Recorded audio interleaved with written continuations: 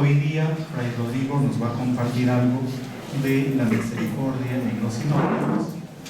La semana que viene otro fraile nos hablará sobre la misericordia en los, entre comillas, escritos juánicos. Y el último día, la hermana Ana Francisca nos hablará sobre la misericordia en la literatura, en el resto de la literatura neotestamentaria, es decir, lo que normalmente se conoce como las cartas católicas. Entonces ahí tienen ustedes la programación. Es básicamente todos los lunes de este mes de septiembre, de 4 de la tarde a 6 de la tarde. Nuevamente, gracias por su participación. Continuando con el tema, como ya decía Fray William, sobre la misericordia que quisimos distribuir a lo largo del Nuevo Testamento. El semestre pasado, para quienes no tuvieron la ocasión de acompañarnos, trabajamos la misericordia en el Antiguo Testamento. Y este semestre quisimos trabajar la misericordia, el tema de la misericordia en el Nuevo Testamento. Hace 8 días, junto con Fray William, trabajamos la misericordia en la obra paulina. Entonces vimos un poco la figura de San Pablo, la persona de San Pablo y algunos escritos de San Pablo. Entonces alcanzamos por lo menos a trabajar un poquitico el himno de la caridad. Creo que fue a lo que más le dedicamos tiempo. Hoy Fray Rodrigo nos va a acompañar con el tema de la misericordia en los sinópticos. Ya él nos va a entrar en contexto qué son los sinópticos, porque hablamos de los sinópticos, porque a lo mejor no todos tenemos una formación de base que nos permita escuchar esa palabra e inmediatamente decir, sinópticos es tal cosa, o a lo mejor sí, pero no importa, tendremos algo para recordar. Y él nos invitará y nos llevará para que podamos reflexionar sobre textos en concreto, ¿verdad? Y por eso quiere que tengamos nuestra Biblia ahí con nosotros, aquí. ¿Quién es Fray Rodrigo? En el semestre pasado también tuvimos la ocasión de compartir la cátedra Lagrange con 2 frailes, más 3 frailes y yo. Es decir, estuvo Fray William, Fray Rodrigo, Fray Edgar Aníbal y yo. Entonces, un fraile joven, como ustedes pueden ver, ¿verdad? Bueno, la carita es bien joven. Los años no sabemos, pero la carita es muy joven. Está preparando su doctorado, inició su doctorado en teología y va por la línea bíblica, porque creo que su magíster es en teología bíblica. Entonces, por eso pues también tenemos a alguien aquí muy competente para trabajar con nosotros en el día de hoy. Iniciemos esta tarde, estas 2 horitas de reflexión, hora y media que nos queda, con una oración. Por eso vamos a ponernos de pie y a colocarnos en las manos del Padre misericordioso, diciendo en el nombre del Padre, del Hijo y del Espíritu Santo. Amén. Padre nuestro que estás en el cielo, santificado sea tu nombre. Venga a nosotros tu reino. Hágase tu voluntad en la tierra como en el cielo. Danos hoy nuestro pan de cada día. Perdona nuestras ofensas, como también nosotros perdonamos a los que nos ofenden. No nos dejes caer en la tentación y líbranos del mal. Que el Señor nos acompañe en esta meditación y en este encuentro con la palabra. Amén. Amén.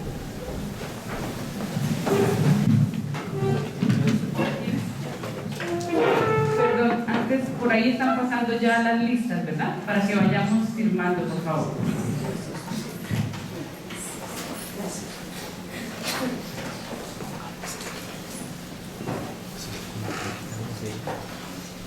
Bueno, muy buenas tardes.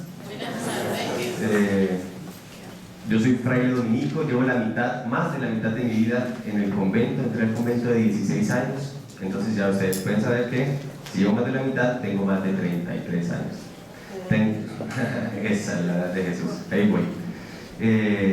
Tuve mis estudios efectivamente aquí en Colombia, filosofía y teología, filosofía en la Santo Tomás, teología en la Bolivariana, y fui a Irlanda, a Dublín, a 2 funciones, a estudiar la maestría en teología bíblica en Milltown Institute y también a celebrar la única Eucaristía en español de todo el país, donde nos congregábamos argentinos, mexicanos, colombianos, venezolanos, chilenos, inclusive brasileños iban, españoles, a esa única misa en español que nos hacíamos los sábados en la noche.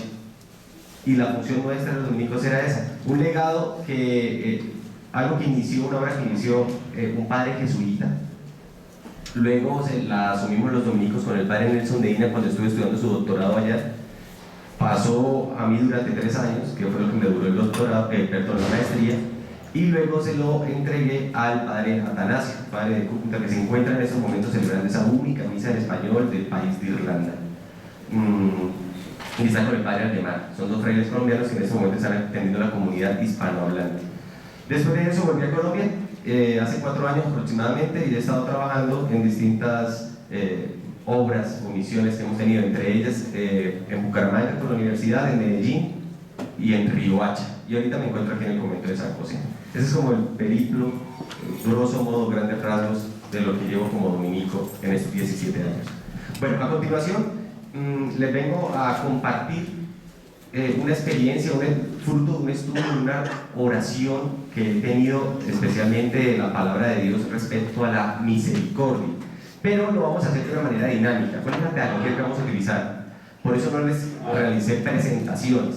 La pedagogía es que juntos vamos a construir con las preguntas que ustedes me hagan, con las preguntas que yo le haga a ustedes, con las respuestas que juntos elaboremos, vamos a construir y a descifrar cuál es la misericordia de Dios según los sinópticos. ¿Entendido? Entonces vamos a empezar, pues, antes de meternos con el tema de la misericordia, lo que está en negrito, miremos lo que está en azul, los sinópticos. ¿Qué serían los sinópticos? La Biblia, ¿en cuántas partes está dividida? En 2 partes. ¿Cuáles son esas 2 partes? El Antiguo Testamento y el Nuevo Testamento. El Antiguo Testamento fue mayoritariamente escrito ¿en qué idioma? En hebreo.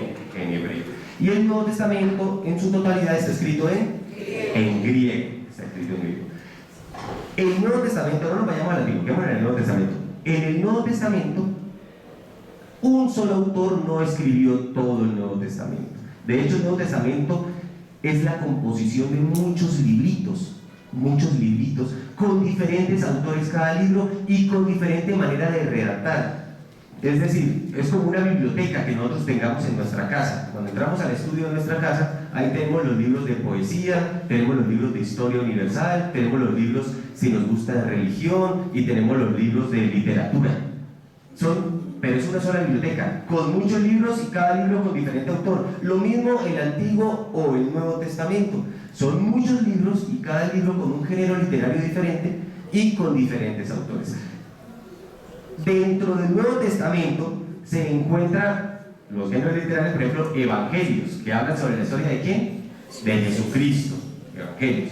Pero también están las cartas elaboradas, y se dividen en 2 cartas paulinas, fueron escritas ¿por quién? Por San Pablo, y cartas católicas, escritas ¿por quiénes? Por diferentes cristianos, cartas católicas. Y tenemos también el Apocalipsis, bueno, que es otro género literario. En los evangelios, una vez, para que nosotros entendamos la composición de los evangelios, una vez que Jesucristo murió y resucitó, ¿a los cuántos días? A los 3 días, Jesucristo resucitó, sus apóstoles empezaron a predicar que Jesús había resucitado y que ya venía, porque Jesús dijo, me voy, ¿pero qué? Pero volveré. Pasaron 5 años, Jesucristo resucitó, se fue, y los apóstoles seguían predicando, Él ya va a venir, preparémonos como vírgenes prudentes porque Él ya va a venir. Y no apareció. 10 años, Él ya va a venir, Él ya va a venir. No apareció. 20 años, y se empezaron a morir los apóstoles, los testigos oculares, los que tenían todo el contenido vivencial, experiencial, porque comieron con Jesús, porque estuvieron escuchándolo de frente, auditorio privilegiado, se empezaron a morir. Entonces la tradición oral de lo que hizo, dijo y experimentó Jesús se fue apagando, porque no había quien dijera fidedignamente lo que Jesús había vivido. Eso es como si trabajáramos ahorita, hiciéramos una actividad del teléfono roto y cada uno de nosotros fuera una generación diferente. Es decir, yo sería los 50, 60, 70, 80, 90 y así hasta el año 2000. Y yo digo aquí una palabrita, le digo al oído a la persona, así que ustedes escuchen, y esa persona, esa generación se la tiene que decir a la siguiente al oído, y esa generación a la siguiente.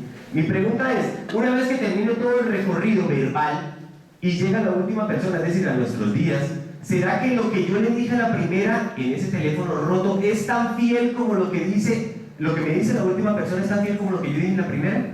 No, ¿Por qué? Porque cada uno tiene una manera de comprender, de escuchar, de interpretar situaciones, y le va añadiendo o le va quitando cositas según su conveniencia. Pues ese es el teléfono roto que se empezó a presentar en la composición de los evangelios sinópticos. Los apóstoles empezaron a morir, entonces dijeron: no, espere, dejemos algo escrito, porque los testigos oculares están muriendo. Y eso escrito fueron los distintos evangelios que se empezaron a redactar una vez que se empezaron a escasear los testigos oculares. Ahora bien, ¿cuántos evangelios se escribieron? Muchos. ¿Han escuchado hablar de los evangelios apócrifos? Sí. Son evangelios que se escribieron precisamente para responder a esta dificultad de la muerte de los apóstoles. Hay muchos evangelios: el evangelio según el apóstol Santo Tomás, el evangelio según María Magdalena, el evangelio, como le dicen Nagio, el evangelio perdido según el evangelio prohibido según San Judas. Bueno, hay muchísimos evangelios. De todos ese pocolón de evangelios, durante todo el tiempo de la construcción de la era cristiana, quedaron 4 evangelios canónicos. Mucha atención, 4 evangelios canónicos. ¿Cuáles son esos? Mateo, Marcos, Lucas y Juan. Eso significa que 4 evangelios canónicos, pero no son los únicos. Hay otros, los apócrifos, que por unas razones especiales, que no vamos a entrar ahorita a estudiar, pero se podría hacer un estudio interesante, una investigación de por qué estos 4 y no los otros. Por unas razones especiales, especialmente se elaboró un canon con estos 4. Dentro de los 4 evangelios canónicos, los 4, Marcos, Mateo, Lucas y Juan, existen 3 evangelios sinópticos. Entonces dice, de esos 4, 3 se seleccionaron como sinópticos. ¿Qué significa evangelios sinópticos? Significa que si yo coloco en un cuaderno y escribo verticalmente un evangelio, Marcos, lo pongo, todos sus capítulos y versículos, vertical, no horizontal, verticalmente, ¿sí? Y en otra columna coloco el de Mateo, y en otra columna coloco el de Lucas. Los evangelios sinópticos van a coincidir en muchas de las maneras como cuentan la historia de Jesús. Van a coincidir. Diferenciarán en aspectos, lugares, fechas, personajes, pero en acciones o en la secuencia van a coincidir mucho, en un alto porcentaje. El evangelio de San Juan no entra dentro de esa coincidencia, porque hay muchas escenas bíblicas que narran sobre Jesús San Juan que no aparecen en los otros 3 evangelios. Por eso San Juan se les ha dado el título como el primer libro de teología, porque él tiene una manera diferente de elaborar. Por ejemplo, si el prólogo del Logos no lo manejan los otros 3, o el lavatorio de los pies no lo manejan los otros 3, o bueno, y así muchas cosas. Él omite la última cena, muchas cositas que no coinciden, no casan, como un arma todo. Los otros 3 sí cuadran, mientras que este no. Por tanto, estos 3 evangelios se les ha dado el título, son canónicos, los 4 son canónicos, pero estos 3 se le dan el título de evangelios ¿qué? Sinópticos. ¿Entendido? Es una sinopsis, como un resumen de la vida de Jesús. ¿Hasta ahí vamos bien? Bueno, lo primero que es que quisiera saber como 3 cositas. ¿Quién determinó que fueran sinópticos y si no, sobre qué año, y si fue un concilio, y si esos 4 primeros fueron griegos originalmente? Bueno, los evangelios todos están en griego, pero se dice que, ya vamos a estudiar uno a uno los evangelios brevemente, se dice que existió un evangelio perdido, realmente desaparecido. Se dice, no sé, exegetas, que es un evangelio que no fue escrito en griego, fue un evangelio escrito en hebreo, ¿cierto? El evangelio según San Mateo, pues fue el primero que se escribió, Mateo, y en hebreo, pero ese se perdió. Entonces quedó como primero, ya que desapareció el primero de Mateo en hebreo, como el primero que es en griego, el de Marcos, después. Los sinópticos, no sé si el padre quisiera hacer un aporte de la fecha de cuando se reunió el canon y dijeron. Pues la palabra sinopsis, sin opticon, tal vez en griego, ¿verdad? Sin en griego significa con, junto, al lado, de una sola vez, todo eso significa sin. Y la palabra opticon significa mirada. Literalmente la palabra sinóptico significa de una sola mirada o de un golpe de vista, que es en el fondo algo así como una metodología empleada para las exposiciones. tienen que hacer ustedes para mañana un cuadro sinóptico. En el fondo es eso. ¿Y por qué se les llama sinópticos? Porque, como muy bien mencionó el padre Rodrigo, son documentos que pueden ser colocados en paralelo y leídos los tres juntos, más o menos en simultáneo. Más o menos en simultáneo. O sea, por eso es que se le llaman sinópticos. Y la otra pregunta sobre desde cuándo los evangelios, si mal no entendí, son canónicos. ¿Desde cuándo? Se llaman sinópticos. ¿Desde cuándo se llaman sinópticos? Uy, no puedo precisar. No, yo tampoco podría. Sí, no puedo precisar. Pero me parece que hay un biblista, creo que es del siglo XVIII, XIX, que es el que emplea por primera vez el término sinóptico referido a los evangelios. La fecha, desgraciadamente, no la puedo en este momento precisar, pero sí hay alguno que comienza a decir que los evangelios son sinópticos por ese motivo. La distinción entre los apócrifos y cuando se determinaron como canónicos o más o menos fieles a la tradición, ¿qué fecha fue? Eso sí, hay listas desde por lo menos el siglo II, comienzos del siglo II de nuestra era. Por ejemplo, un manuscrito que se conoce como el Canon de Muratori.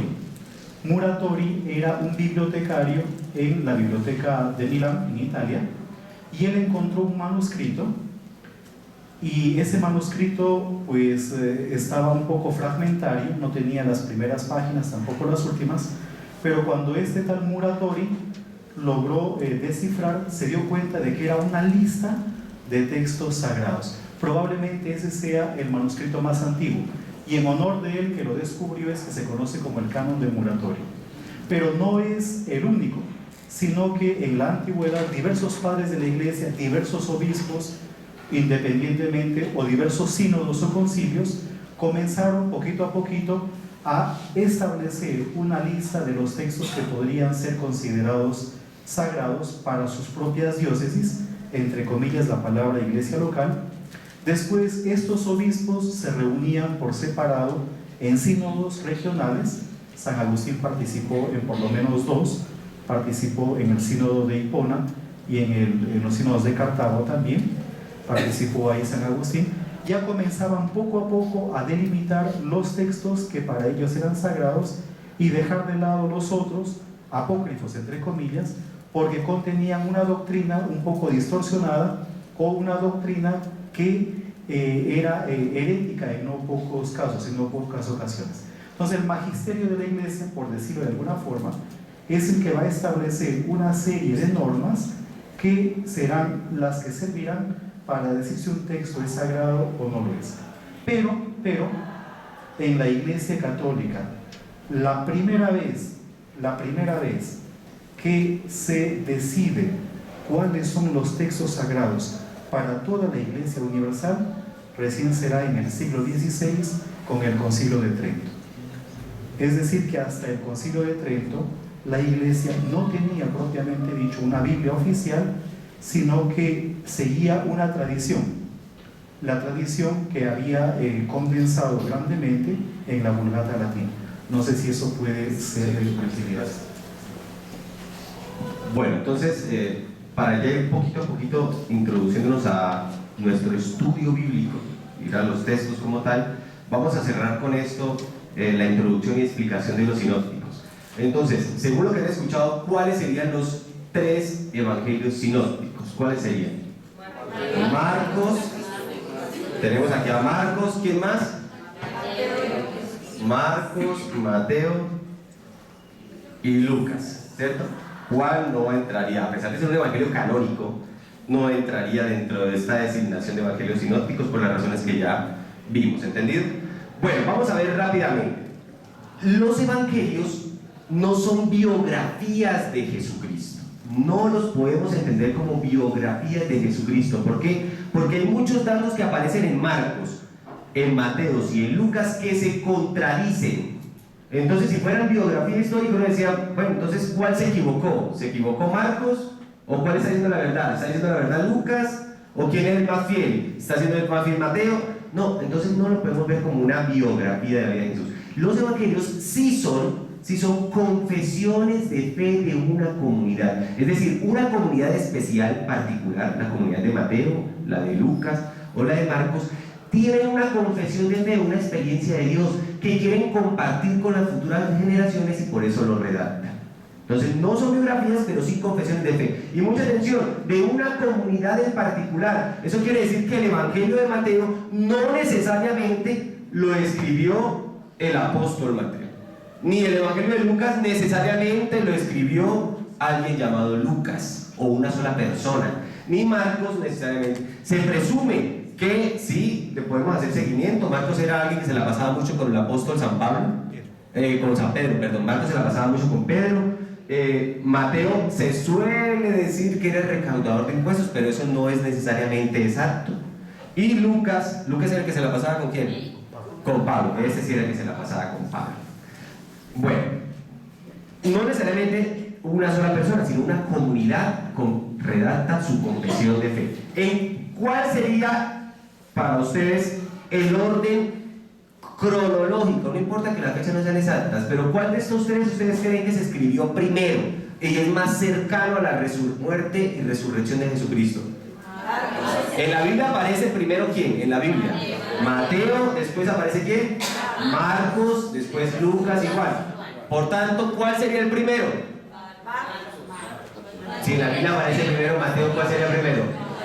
No, pues no es Mateo, es Marcos. A pesar de que aparece primero Mateo, Marcos es el primer evangelio redactado. Redondeemos la fecha. ¿Qué año creerían ustedes? Para los 40, no, muy cerca a la resurrección. ¿Quién da más? No, mentira, estoy molestando. Pongamos que en los 50, por ahí, 60, en los 60. Eso, 60. ¿Cuál seguiría? Entonces, si Marcos fue el primero, ¿cuál seguiría? ¿Lucas o Mateo? Levanten la mano los de Lucas, a ver, ¿cuál seguiría? ¿Lucas? Ninguno. Todos levanten la mano los de Mateo. Ah, eso, muy bien. Entonces, Mateo, ¿qué año? Redondeemos, digamos que en los 70, no es que sea exacto la cosa. Y Lucas, finalmente, de los sinópticos es el más antiguo. ¿Y Lucas sería en qué año? En los 80s. No tengo como por tener una idea, pero no es que sea tal cual. Muy bien. De los tres evangelios, como son comunidades especiales de confesión de fe particulares, tienen unas intenciones. Ellos están viendo una problemática especial. Cada evangelio, a pesar de contar la historia de Jesús, están haciendo énfasis o mella en algunas de las experiencias que están viviendo. Es decir, de estos tres evangelios, ¿ustedes cuáles creen que la predicación o el mensaje de Dios se le está llevando a comunidades judías que se están convirtiendo? ¿Cuáles? Porque ustedes saben que las misiones de los apóstoles eran o interno hacia los judíos. Jesús era un judío y los apóstoles eran judíos y estaban llevando el mensaje de Dios para la conversión de los judíos al cristianismo, o sea, ver que las promesas judías se cumplieron en Jesús, pero también externamente, es decir, a los no judíos, a los gentiles o a los paganos que se les suelen llamar. Esos eran como los dos frentes misioneros: los judíos para que se convirtieran al cristianismo y los no judíos para que se convirtieran al cristianismo. ¿Entendido? Entonces, de estos tres, ¿cuáles ustedes creen, cuál evangelio creen ustedes que era dirigido especialmente a los judíos para que se convirtieran al cristianismo, viendo que las promesas se estaban cumpliendo en Jesús? Mateo. ¿Por qué Mateo? Que Jesús se cumplieron todas las... Exacto, hermanita. Por lo general Mateo siempre va a decir: y a Jesucristo le rasgaron las vestiduras para que se cumplieran las escrituras, y Jesucristo resucitó para que se cumplieran las escrituras, y Jesucristo hizo para que se cumplieran las escrituras. Mateo le está comunicando su mensaje de cumplimiento de las escrituras, no a gentiles que no conocían las escrituras del Antiguo Testamento, sino a quienes, a judíos que se estaban convirtiendo. Entonces Mateo está dirigiendo especialmente su mensaje a una comunidad siro-palestina, sería el nombre, ¿no? Siro-palestina. A la comunidad siro-palestina, que es una comunidad que se está convirtiendo, son judíos. Marcos y Lucas no necesariamente están haciendo ello. Ellos son más alejados del judaísmo y están especialmente llevándole su mensaje a los gentiles. Marcos al centro del imperio, y Lucas, que se la pasó con Pablo, ¿cierto? Que Lucas se la pasó con Pablo, Marcos con Pedro, Lucas con Pablo. La misión de Pablo, ¿quién era? Los gentiles, no los judíos, los gentiles. Entonces él también está especialmente llevando su mensaje a la comunidad griega. Lucas se dice en los estudios exégeticos que va a la comunidad griega. ¿Esto qué nos lleva? También a mirar, ya para ir cerrando y meternos a lo propio nuestro, que es la misericordia de los sinópticos. Tienen una idea más o menos sobre los sinópticos, ¿cierto? Hasta ahora. Finalmente, cada uno de ellos tiene una cristología, una manera de ver a Jesús. Marcos hace énfasis en el Hijo de Dios, por eso Marcos, si uno mira la escritura de Marcos, en Marcos aparece que Pedro confiesa que Jesucristo es el Hijo de Dios, pero la confesión máxima, o sea, la cereza del postre del escrito de San Marcos, es cuando Jesús muere en Sala y alguien dice: este verdaderamente era el Hijo de Dios, y se acaba el evangelio. ¿Quién era ese? Un gentil, un centurión. Los gentiles, el centro del imperio. Entonces la cristología de Marcos es propiamente Jesús, Hijo de Dios. No Jesús rabino, no Jesús maestro, no, Jesús, Hijo de Dios. Mientras que Mateo va a hablar más bien de Jesús el Señor, el Kyrios en griego. Y finalmente Lucas nos va a mostrar que el Evangelio de Lucas es el más alejado de los sinópticos, y la comunidad de Lucas, la lucana, se da cuenta que los apóstoles estaban muriendo y Jesús no volvía. Entonces estaba afanado por la parucía, por la segunda venida del Señor. Entonces le va a hacer Lucas más bien énfasis a que Jesús es el centro del tiempo y el Señor del tiempo. Dios es el dueño del tiempo, y le va a dar con esa connotación fuerza al título de Jesús, Hijo de Dios más que Hijo de hombre. Muy bien, y las parábolas, para poder entrar a lo propiamente de la misericordia. Las parábolas de Marcos propiamente están dirigidas a la naturaleza y a la manera como se construye el reino de Dios. Las parábolas de Mateo van a hablar más bien del juicio final, mientras que las de Lucas nos van a hablar va a utilizarse el Señor muchas parábolas es para explicar la moral de los individuos cristianos. ¿Cuál es la moral que se debe vivir? Les pregunto, ya para dar como canal al paso a la misericordia, ¿cuáles fueron las maneras o los modos como Jesús comunicó su mensaje? Hay tres, por lo menos, se las nombré ahorita. ¿Cuáles son las maneras como Jesús comunicó el mensaje? A través de la palabra, con las parábolas, ¿sí? ¿Cómo más? Los discursos, la palabra, ahí entra. Con los milagros, las acciones. Entonces, Jesús comunicó con palabras, ¿y con qué? Y con obras. Pero hay una tercera muy interesante también para nosotros, nuestra generación, que nos acercamos al texto de la Biblia, y es que Jesús no solamente nos comunicó lo que Él nos quería compartir con palabras, discursos o parábolas, ni con acciones, milagros o gestos, sino también que Jesús se comunicó a nosotros con lo que Él experimentó en carne propia. Todas las desilusiones, todos los fracasos, todas las alegrías, todas las ilusiones que Jesús experimentó y aparecen redactados en las confesiones de fe de los evangelios sinópticos, es una manera de comunicarnos, sin palabras y sin obras, un mensaje a todos nosotros. Lo que Jesús vivió en carne propia es también una comunicación. Y eso es lo que vamos a ver. Entonces les invito a ustedes a continuación a que juntos empecemos a investigar lo que Jesucristo nos enseña sobre la misericordia en los sinópticos, desde lo que dijo, hizo y experimentó. Entonces, les propongo, porque yo le decía al padre y a la hermana que este tema de la misericordia de los sinópticos da mucha tela por cortar, pero entonces vamos a sacar muestricas de los evangelios sinópticos para tener una idea al final de este encuentro de qué significa misericordia de Dios en la Biblia, en los sinópticos particularmente. Unas muestricas, pero eso podría dar mucho más. Entonces las muestricas que yo les propongo son las siguientes. Entonces vamos a ver la misericordia de Dios desde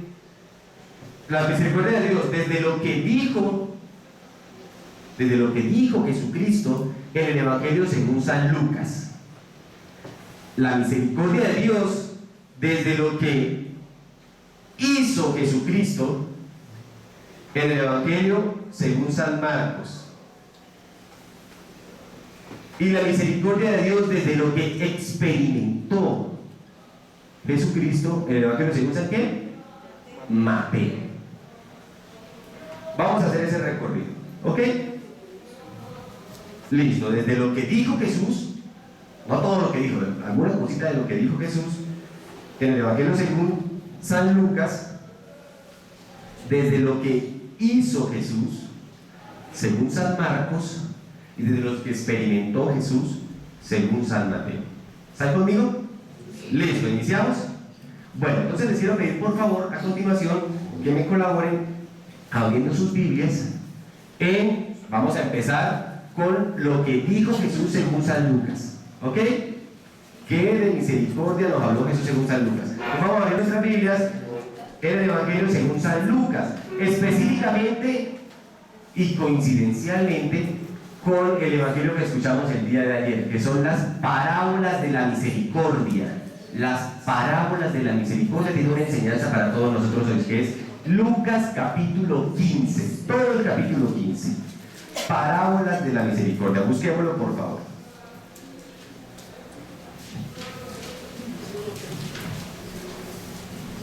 Parábolas de la misericordia.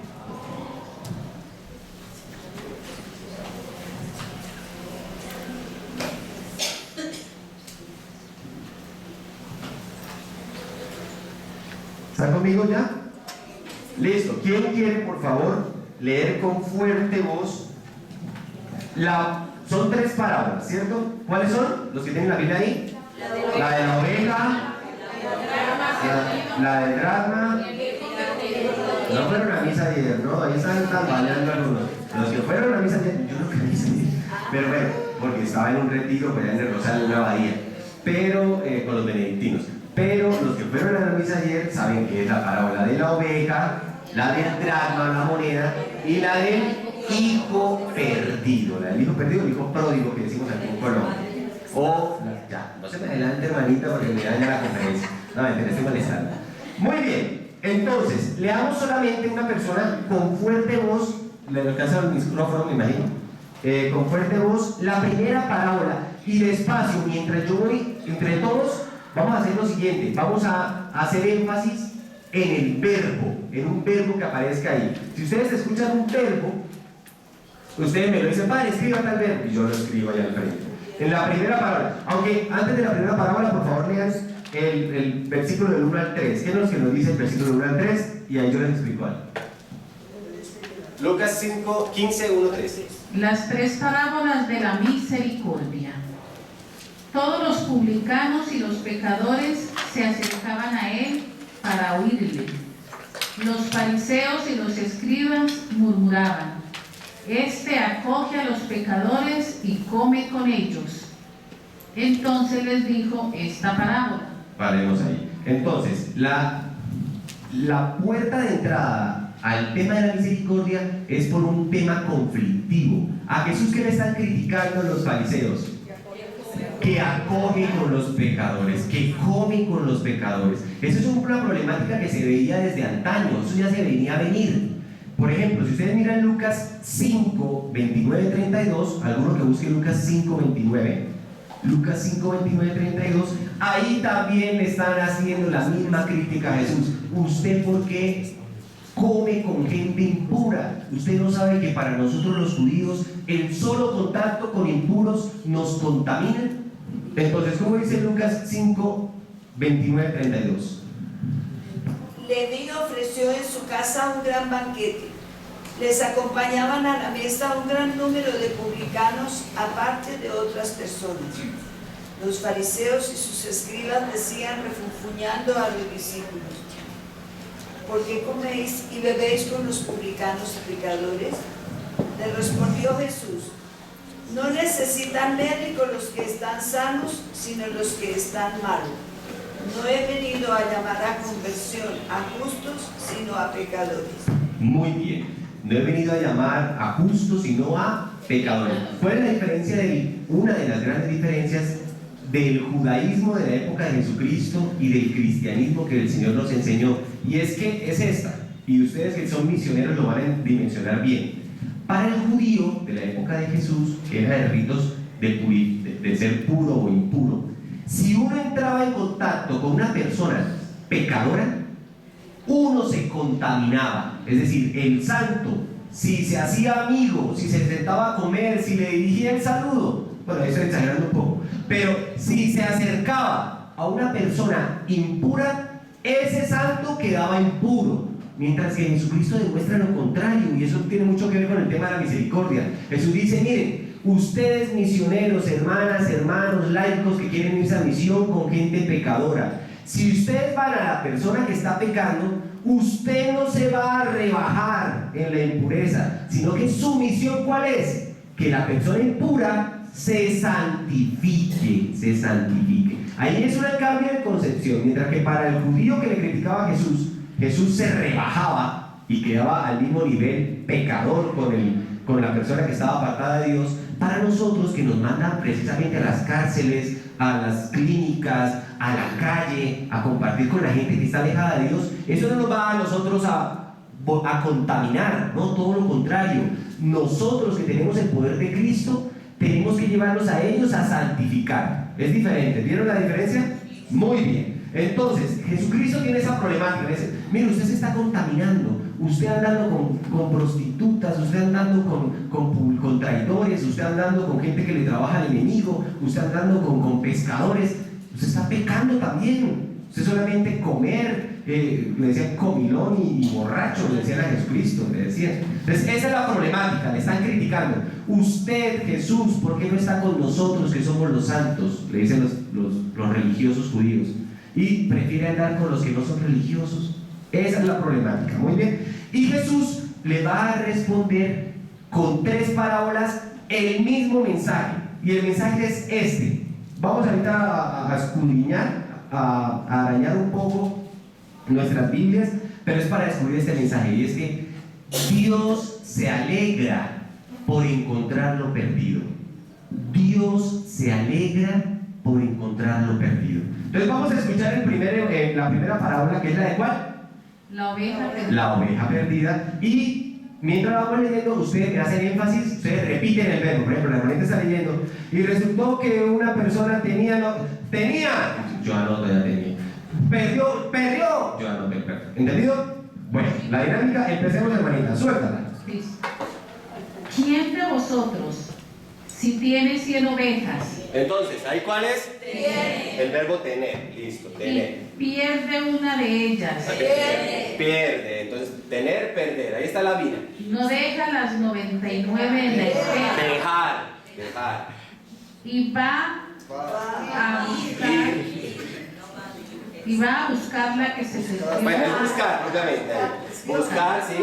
la que se perdió hasta que la encuentra, Bueno, tenemos ahí otra línea: buscar, encontrar. y cuando la encuentra se la pone muy contento sobre los hombros. Poner en los hombros y poner. Luego, al llegar a casa, convoca a los amigos y vecinos y les dice, Llegar y convocar a los amigos y vecinos y les dice, y decir. Ajá. alegraos conmigo. Pilas. Alegrarse. Otra vez el sentimiento. Ese es un sentimiento. Vamos a colocar el sentimiento aquí, ahí aparece. Una vez, ¿no? Alegraos conmigo. El sentimiento aparece por una vez. Porque he hallado la oveja que se me había perdido.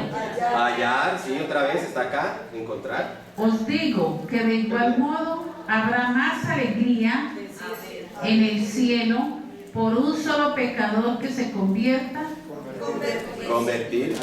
que Sí, por encontrar. 99 justos que no tengan necesidad de conversión. Muy bien, otra persona que por favor me lea la otra parábola, la de la moneda, y vamos igualmente a hacer la misma dinámica que es repetir los verbos que encontremos en la escucha de la parábola del dracma perdido. Sí, hermanita, ¿la quiere leer? Fuertemente, por favor. Dracma perdida. O qué mujer que tiene 10 dracmas. A ver, ¿qué verbo apareció ahí? Tener, Si pierde una, perder, no enciende una lámpara. encender, Barre la casa. barrer, Y busca cuidadosamente Hasta que la encuentre. encuentra. Buscar, encontrar. Y cuando la encuentra, Aparece nuevamente. convoca a sus amigas y vecinas Convocar y decir, y ¿no? dice: alegraos conmigo, El sentimiento de alegría. porque he hallado Allá, la dracma que había perdido. de perder. Del mismo modo os digo, se produce alegría ante los ángeles de Dios por un solo pecador que se convierta. Convertir. Muy bien, si vemos, encontramos. ¿Cómo vemos? Encontramos una similitud en las dos parábolas, una similitud en los usos de los verbos, especialmente en las binas. ¿Qué serían las binas? Yo tengo, yo pierdo. Aquí hay una comparación en la de la oveja. ¿Qué pasó en el drama? Yo tengo también y yo pierdo. Aquí, dejar, bueno, habla de encender, barrer. Otra vina, yo busco, yo encuentro a la oveja. Igualmente en la moneda, yo busco, yo encuentro. Poner en los hombros, aquí no habla de poner en los hombros, pero sí hay una vina muy interesante. Yo convoco y yo ¿qué? Digo. Yo convoco y les digo a los pastores o a las amigas, pero les cuento y les comparto. ¿Qué les digo? ¿Qué les comparto? Mi felicidad, que se alegren conmigo porque encontré lo que estaba ¿qué? Perdido. Esta similitud de verbo nos está demostrando a nosotros que la parábola tiene una misma conclusión, a pesar de que hablan de dos situaciones diferentes, tiene una misma conclusión, y la conclusión es la alegría que experimenta el actor principal, sea un pastor o una mujer, la alegría que experimenta en encontrar ¿qué? Lo perdido, la alegría en encontrar lo perdido. Esa es una de las primeras conclusiones que vamos a sacar sobre el tema de la misericordia. Dios se alegra de la conversión, Dios se alegra por encontrar lo perdido. Ya vamos a seguir profundizando en el tema, pero por ahora estas dos parábolas, tanto de la oveja como la del dracma, nos está mostrando precisamente la misma conclusión. Dios se alegra por encontrar lo perdido. Y estas dos parábolas, donde vemos aquí que, bueno, que Dios se alegra de encontrar lo perdido, nos está hablando, vamos a mirar en porcentajes. ¿Cuántas ovejas eran? 100. ¿Cuántas se perdió? Una. Eso quiere decir, ¿qué porcentaje? El 1%. ¿Cuántas monedas eran? 10. ¿Cuántas se perdieron? Es decir, ¿qué porcentaje? El 10%. Eso. ¿Cuántos hijos eran? 2. ¿Cuántos se perdieron? 1. Es decir, ¿cuánto? El 50%. No estamos hablando ni el 1 ni el 10. El 50%. Y ese es el porcentaje que vamos a empezar, y la parábola que vamos a empezar en estos momentos a estudiar. Entonces, ¿cuál es la dinámica para estudiar esta parábola? Mientras la del hijo perdido, la del hijo pródigo, el padre misericordioso, como la hermanita ya se me adelantó. Por favor, lo vamos a leer todos juntos. A una persona lo hace a una sola voz. Y, ¿cómo? No, lo leen todo. Vamos a hacer un barrido. Es larguita, pero entonces les propongo que hagamos un barrido y ahí empezamos a analizar algunos aspectos. Especialmente pónganle mucha atención mientras hagamos la lectura conjunta o la escucha. Pongan mucha atención a los personajes de una familia tradicional. Una familia tradicional como tradicionalmente, no hoy en día. Hoy en día hay madres cabezas de familia, eso es una familia, un hogar. Pero tradicionalmente, en la época de Jesucristo, una familia ¿cómo se componía? Mamá, papá y también estaban ¿quiénes? Los hijos, mamá, papá e hijos.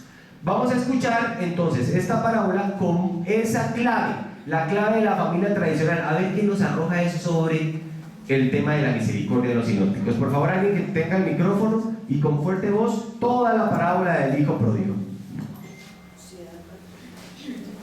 ¿Quién? ¿Alguien? Por favor, eso.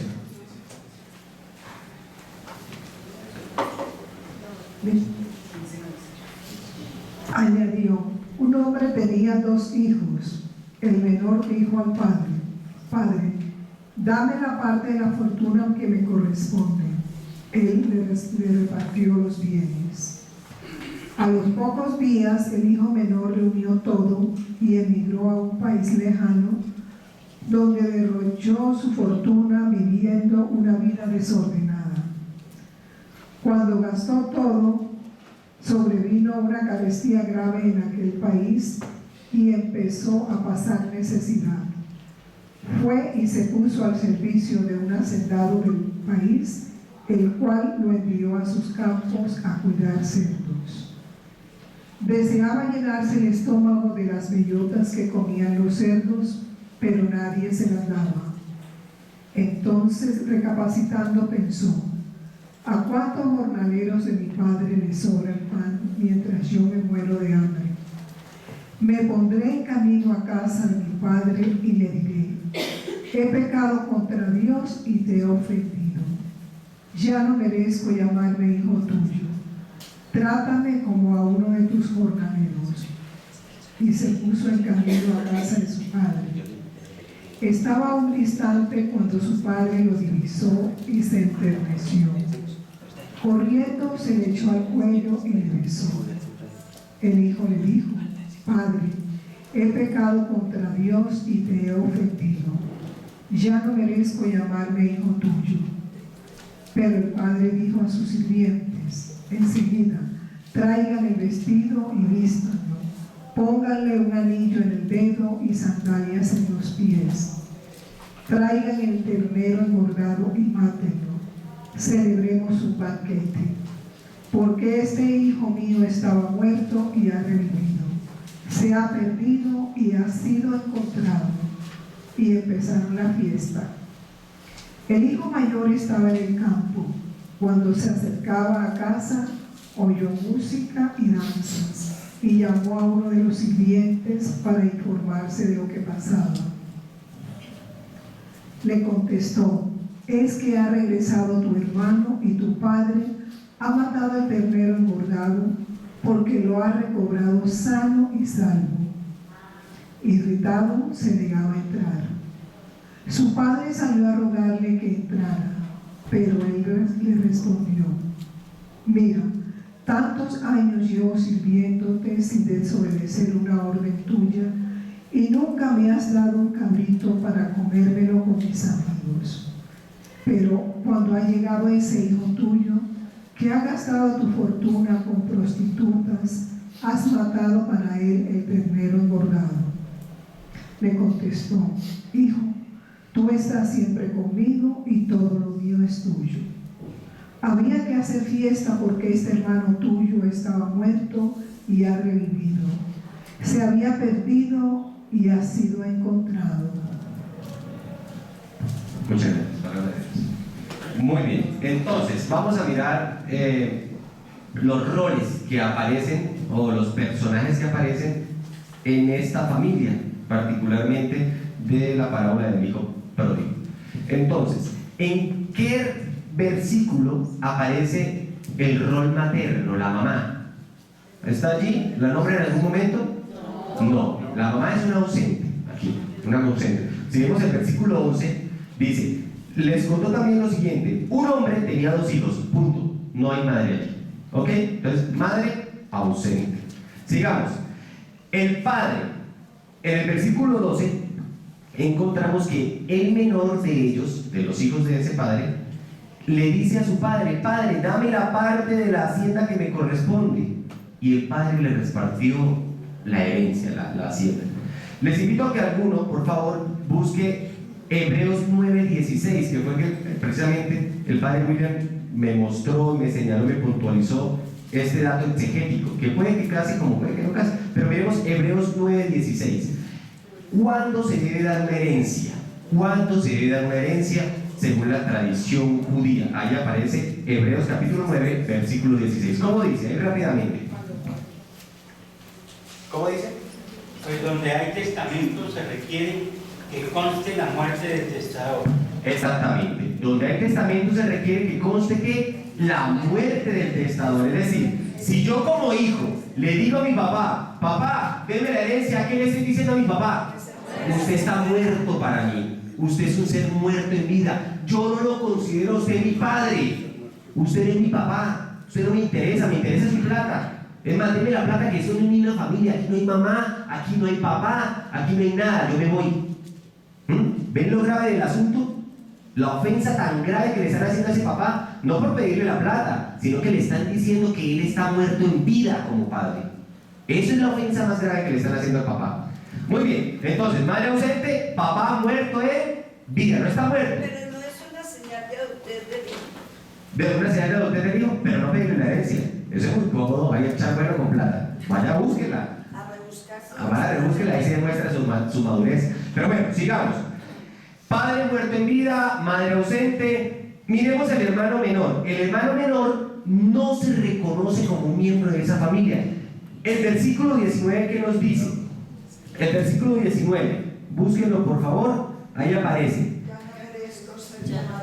Dice el hijo menor, que dice: voy a volver a la casa de mi papá y le voy a decir, bueno, la casa donde hay comida realmente, y le voy a decir: ya no merezco ser llamado hijo tuyo. Trátame como qué, como uno de tus jornaleros. Un hijo que no se reconoce como miembro de esa familia. Si vuelve a ese hogar, no necesariamente por el amor o por extrañar o porque tiene papitis o porque tiene hermanitis, no. Si vuelve a ese hogar, vuelve por un interés personal. ¿Cuál es la razón que lo hace volver? El hambre. El hambre lo hace volver a la casa del Padre. El hambre. Eso nos va a servir mucho para el tema de la misericordia que realicemos. Y finalmente, el último personaje es el hermano mayor. Si vemos el versículo 30, el hermano mayor no reconoce al hermano menor como su hermano. Por eso cuando vuelve, ¿cómo dice el versículo 30? Ese hijo tuyo, cuando vuelve a ese hijo tuyo sí le celebras una fiesta. En cambio yo, que he trabajado contigo, no me das ni siquiera un cabrito. Pero no le dice, mucha atención, no dice: mire, mi hermano mayor, mi hermano menor que se gastó el dinero por allá, a ese. No dice mi hermano menor, él dice ese hijo tuyo. Es decir, él tampoco lo considera como un hermano. O sea, la familia está disgregada, dividida. Le falta la mujer, ¿sí ven? La familia está dividida, ahí no hay familia, mirándolo así. Y podríamos analizar ahorita gestos, pero no nos va a dar el tiempo. Entonces les propongo que para ir avanzando vamos a dejar el estudio de esta parábola, que es tan rica, hasta allí, y vamos a ir sacando las conclusiones. Pero los gestos de madre se aparecen en el versículo 20. Sí. Él todavía lejos lo vio su padre y se conmovió, corrió, se echó a su cuello y lo besó efusivamente. Sí, no, y ya lo vamos a analizar. Esos son gestos no de madre, sino de misericordia realmente. Tanto padre y madre, él debe tener las dos funciones. Gestos de misericordia.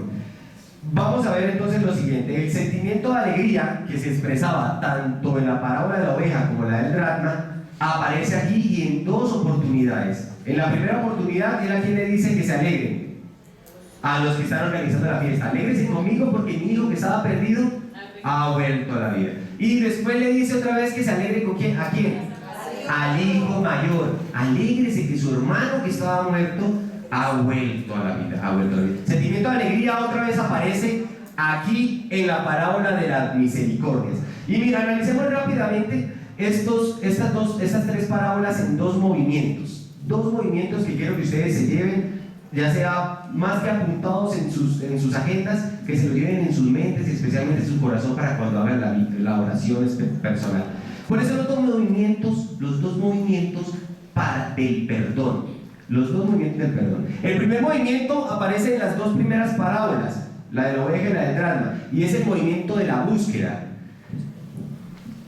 ¿Quién sale a buscar a quién? ¿El personaje principal o el personaje secundario en las dos primeras parábolas? El principal, que es el dueño, es decir, el pastor o la señora, la mujer dueña de la moneda, son las que salen a buscar lo perdido. Quien toma la iniciativa es el personaje principal. Y esa es una enseñanza que nos tenemos que llevar. Dios Padre, representado en el pastor o en la mujer, Dios Padre siempre es el que toma la iniciativa. Si nosotros decimos que hay una persona, que un pecador que se arrepiente, no es por iniciativa de él, es Dios que le toca su corazón, que sale a su encuentro el que le hace sentirse que está viviendo por una ruta que le va a llevar a estrellar y le hace voltear, dejar de dar la espalda a Dios para encontrarse otra vez con Él en una actitud misericordiosa. Entonces Dios es el que toma la iniciativa. Estas dos parábolas de la búsqueda nos muestran que es Dios que sale al encuentro del pecador. Dios sale a buscar al pecador. Mientras que la última parábola, es decir, la parábola de ¿cuál? La del hijo pródigo, el movimiento es diferente. Ahí el personaje principal, el papá, no se va al pueblo extranjero a buscarle. ¿Qué es lo que hace el papá? Espera. Sin embargo, cuando lo ve venir, sale a su encuentro. Pero mientras el hijo decidió pedir la herencia e irse, el papá no lo detuvo. Él respetó. El papá respetó. Y eso es otra enseñanza. Puede que Dios siempre tome la iniciativa para que nosotros nos convirtamos. En los temas de misericordia divina, Dios siempre va a tomar la iniciativa para que nosotros volvamos a Él. Dios nunca nos da la espalda. Si nosotros pecamos, somos nosotros los que le damos la espalda a Dios. Él está ahí siempre con los brazos abiertos para perdonarnos. Todo para perdonarnos. Pero nosotros le damos la espalda. Entonces Dios toma la iniciativa. Él está ahí tocándonos la espalda. Vuelve. Está en nosotros y es el segundo movimiento. Esta parábola del movimiento es no de búsqueda, sino de conversión. El personaje principal, a pesar de que el título en Colombia se le haya dado en Latinoamérica del hijo pródigo, él no es el personaje principal. ¿Quién es el personaje principal, hermanita? El Padre misericordioso. Ahora sí hay que decirlo, y ya no me lo dijo. El Padre misericordioso es el personaje principal. ¿Qué de principal tiene que una persona coja plata y se lo gaste por allá con mujer? No, lo principal es la actitud del padre, que a pesar de que el hijo le dijo, mire papá, para mí usted está muerto, y se va, y se gasta todo, y cuando se siente con hambre, no porque tenga papitis, como le dije, no porque extraña a su papito que lo consiente y lo pechiche y le da rumacos, no, sino porque siente hambre por intereses personales y tiene el descaro de volver, el papá le perdona. No solamente le dijeron usted es un muerto, sino que se da cuenta que el que vuelve interesado por la plata, es que vuelve, por la comida, y aún así el papá le perdona. Ese es el personaje principal, el Padre misericordioso.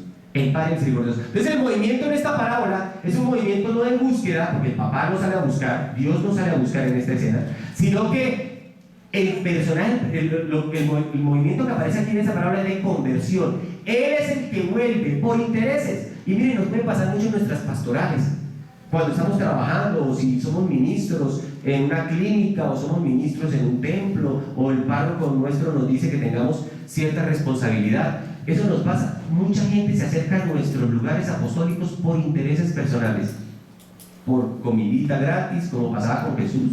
Jesús se cansó de que solamente nos seguía para que multiplicara panes. Entonces, madre, dio tanta rabia que no volvió a hacer multiplicación de panes y dejó sin milagros hasta la oveja que le cortó, dice según Marcos, hasta la oreja que le cortó Pedro a un soldado. Dejó de hacer milagros. Dijo, no, me están siguiendo por milagrero. A mí síganme por la palabra. Pero bueno, lo importante es que a pesar de que la gente se acerque a Dios por intereses personales, todo eso es un pretexto que el Señor utiliza para que nosotros ofrezcamos el amor del Señor. Todo eso nosotros tenemos que salir al encuentro. Así sepamos que la gente está siendo interesada, que está acercándose simplemente es por el chocolate caliente y el sándwich, o que la gente no le importa nada el tema de Dios. Todo eso es un pretexto para que nosotros expresemos la misericordia de Dios con estas personas, tal cual lo hizo el Padre con su hijo que estaba volviendo por intereses, por hambre. Sí, ya termino la palabra y pasamos a la pregunta, ¿vale? Listo. Entonces, este segundo movimiento nos muestra, la conclusión es que si en la primera, que es el movimiento de búsqueda, nos muestra que Dios siempre toma la iniciativa para ofrecer su misericordia. La segunda nos muestra que Dios, por más que nos ame, al igual que el papá amaba a su hijo menor, Dios siempre va a respetar nuestra libertad. Dios no nos puede obligar a que volvamos a Él. Dios no nos va a obligar a que volvamos a Él. Él es misericordioso y Él es dador, pero Él no te va a obligar a ti que tú te tengas que devolver a Él. No, tú eres libre.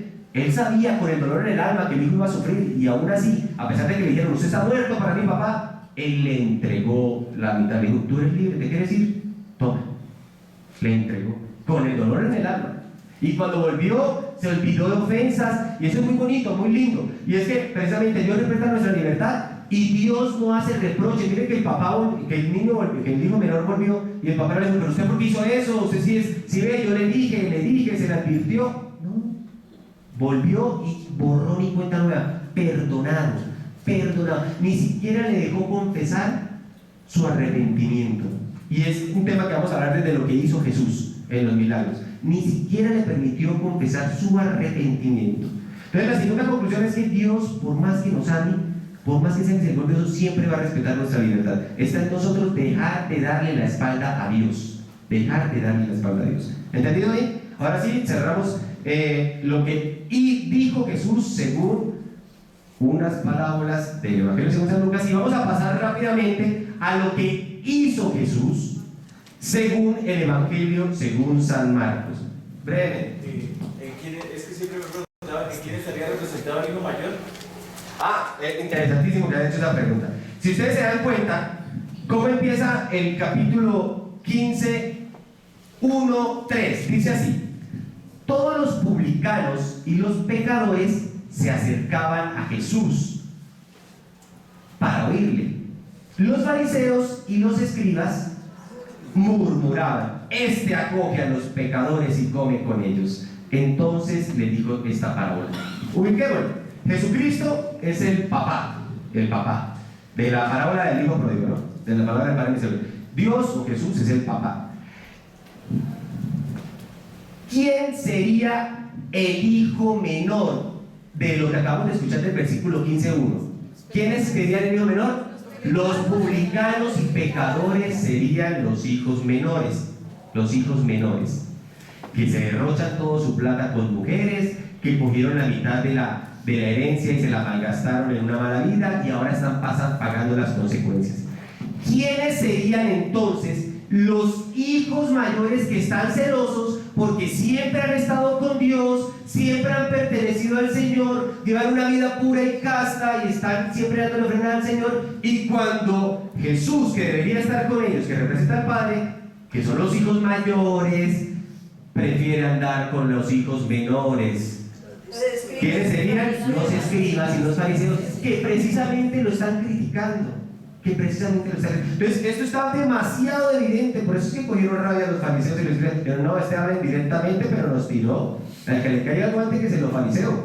No, precisamente, porque está diciéndole al Señor: mire, yo, Dios, me alegro en acoger a los pecadores. Yo no vine a curar a los sanos, sino a los enfermos. Yo vine, Dios, a rescatar lo perdido. Estas personas, estos publicanos, estos pecadores, son perdidos, son ovejas perdidas, son monedas perdidas, son hijos pródigos.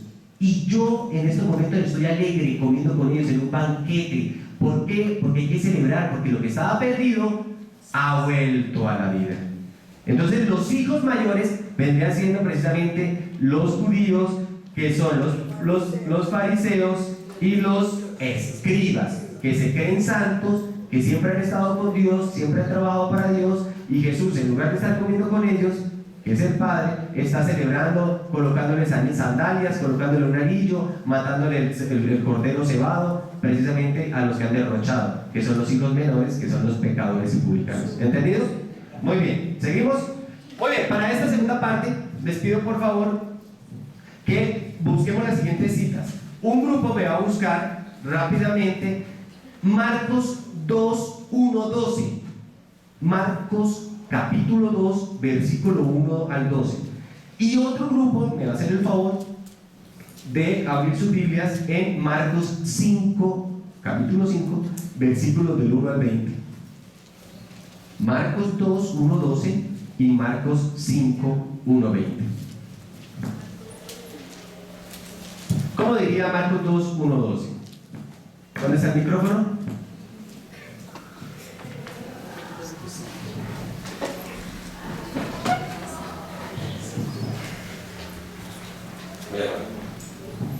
¿Quién desea hacer por favor la lectura de Marcos? Por favor. Entró de nuevo en Cafarnaúm. Al poco tiempo había recorrido la voz que estaba en casa. Se agolparon tantos que ni siquiera ante la puerta había ya sitio, y él les anunciaba la palabra. Y le vienen a traer un paralítico llevado entre 4.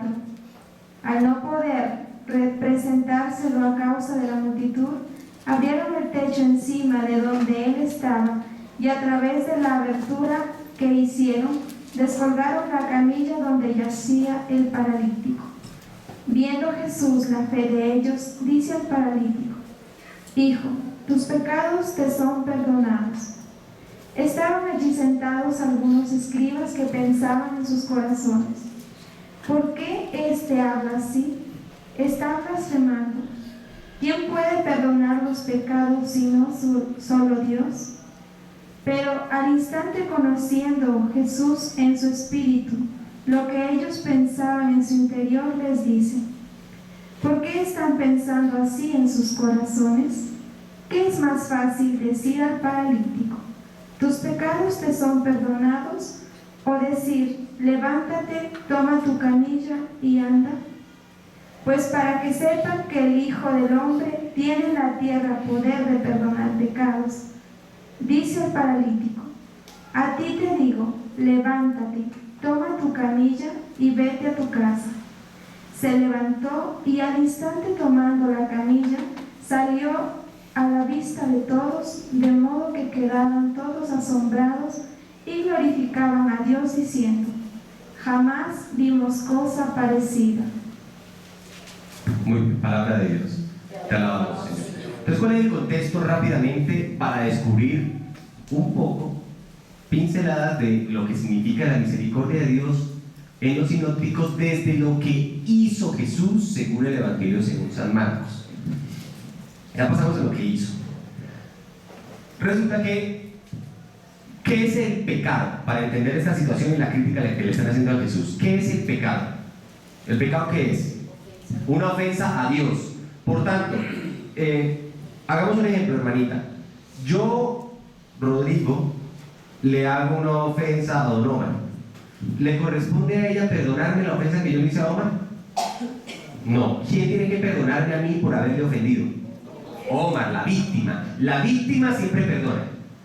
Por eso en el proceso de paz también es muy doloroso decir: no, que el gobierno le perdona los pecados a la guerrilla. Los demás, no, tienen que perdonar a la víctima. La víctima es el guerrillero tiene que ir a pedirle perdón a la víctima. Y ahí sí hay realmente sanación.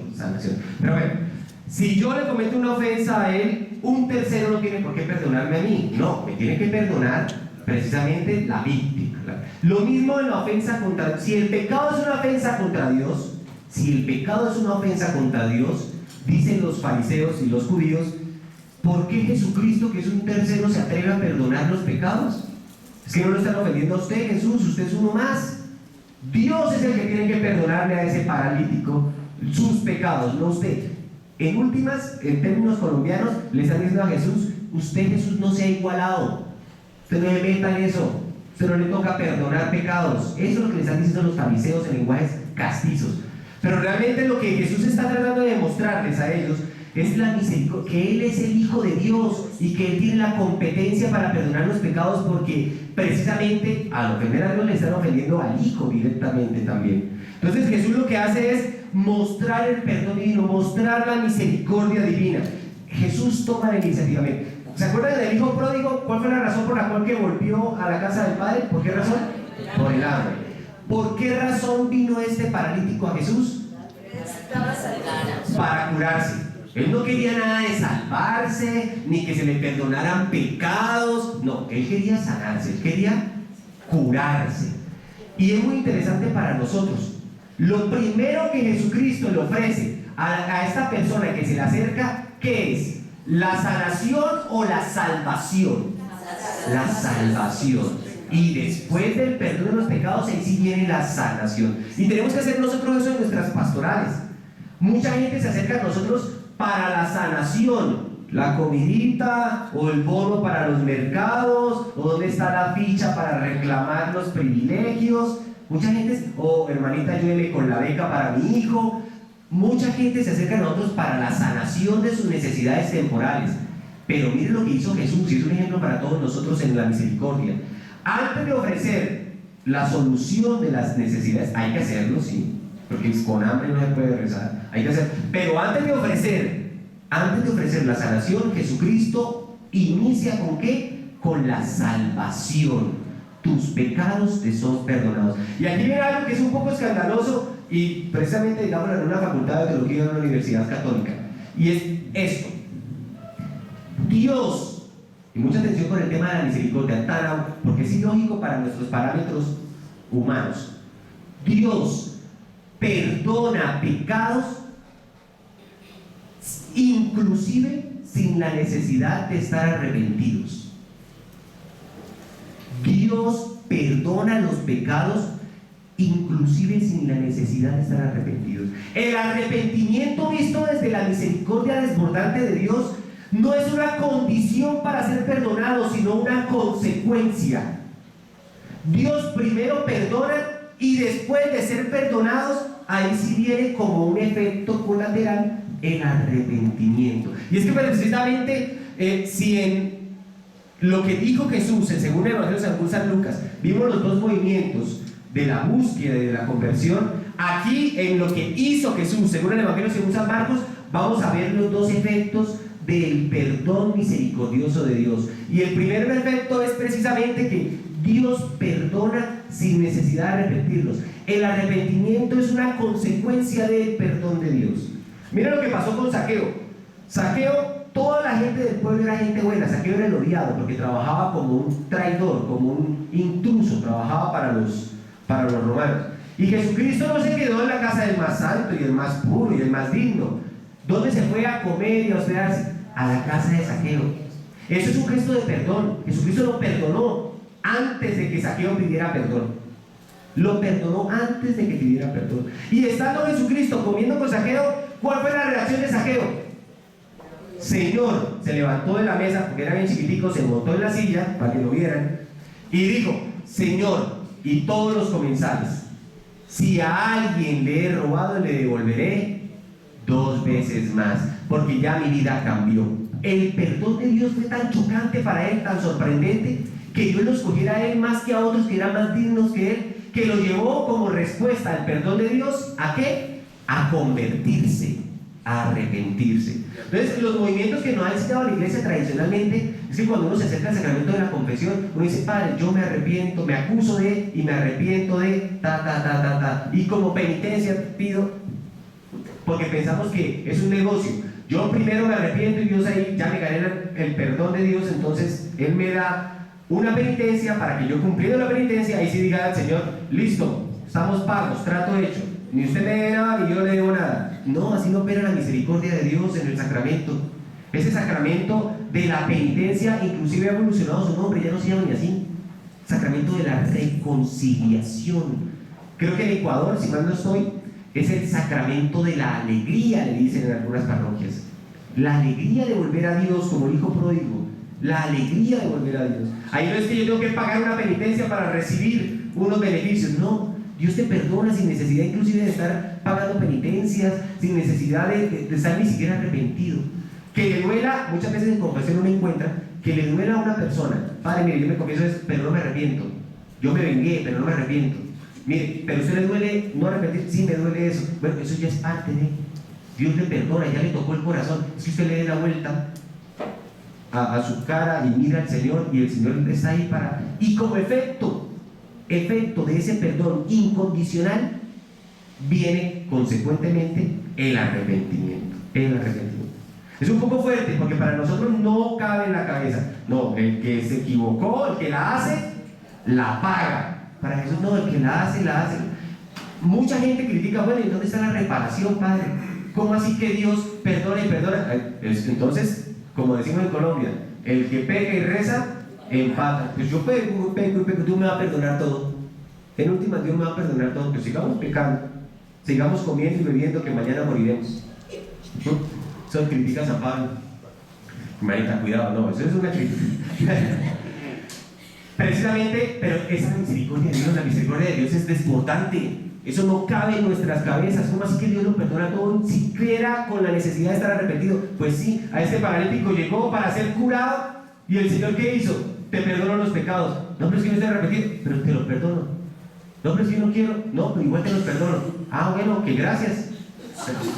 Perdonado, perdonado. Así actúa la misericordia de Dios, según los sinópticos. Ya San Pablo va a decir otra cosa, pero según los sinópticos, así actúa la misericordia de Dios. Eso es otra conclusión. Entonces, así como les hablé de dos movimientos, búsqueda y conversión, también hay dos efectos de este perdón incondicional, de un arrepentimiento como consecuencia. El primer movimiento o el primer efecto sería el arrepentimiento. Si Dios me perdona todo, pues entonces yo me arrepiento de él. Esa es una actitud que va más allá de nuestros parámetros. Yo me arrepiento. Como Dios es misericordioso, hombre, a una persona tan buena no debo hacerle daño. Entonces yo me arrepiento. Viene como un segundo movimiento, no como un primero. El que toma la iniciativa es Dios ofreciendo el perdón. Nuestro movimiento es arrepentirnos, que viene después de él. Entonces el arrepentimiento es un segundo movimiento. El arrepentimiento es consecuencia. El arrepentimiento es consecuencia, no condición. Ajá. Y escuchemos entonces a continuación la segunda escena bíblica en donde actúa el Señor con su misericordia divina, que es Marcos 5, 1, 20. ¿Quién lo tiene ya?